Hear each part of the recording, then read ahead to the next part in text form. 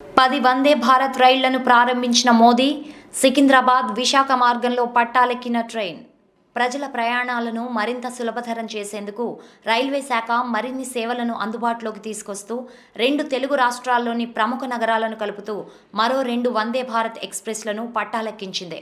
సికింద్రాబాద్ విశాఖ మధ్య 2వ వందే భారత్ రైలును ప్రధాని మోదీ వర్చువల్గా ప్రారంభించారు. మొత్తం 10 వందే భారత్ రైళ్లను ప్రధాని నరేంద్ర మోదీ పచ్చజెండా ఊపి ప్రారంభించారు. గుజరాత్లోని అహ్మదాబాద్లో జరిగిన కార్యక్రమంలో పాల్గొన్న ప్రధాని 85,000 కోట్ల విలువైన రైల్వే ప్రాజెక్టులకు వర్చువల్గా శంకుస్థాపనలు, ప్రారంభోత్సవాలు చేశారు. కొన్నింటిని జాతికి అంకితం చేశారు. దక్షిణ మధ్య రైల్వే పరిధిలో 9 PM గతిశక్తి కార్గో టెర్మినల్స్, 11 గూడ్స్ షెడ్లు, 2 జన ఔషధి కేంద్రాలు, 3 రైల్వే కోచ్ రెస్టారెంట్లను ప్రారంభించి జాతికి అంకితం చేశారు. గత ఏడాది డిసెంబర్లోనే ప్రధాని 6 వందే భారత్ రైళ్లను ప్రారంభించిన విషయం తెలిసిందే.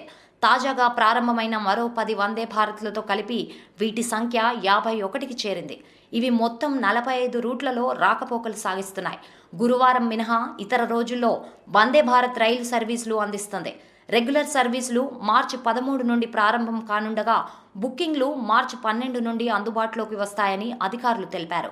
సికింద్రాబాద్ విశాఖ వందే రైలు ఉదయం 5:05 సికింద్రాబాద్లో బయలుదేరి మధ్యాహ్నం 1:50 విశాఖపట్నం చేరుకుంటుంది.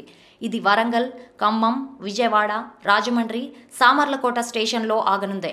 మొత్తం 530 మంది ప్రయాణికుల సామర్థ్యంతో నడిచే ఈ రైలులో 7 చైర్ కార్ కోచ్లు, 1 ఎగ్జిక్యూటివ్ చైర్ కార్ కోచ్ ఉన్నాయి.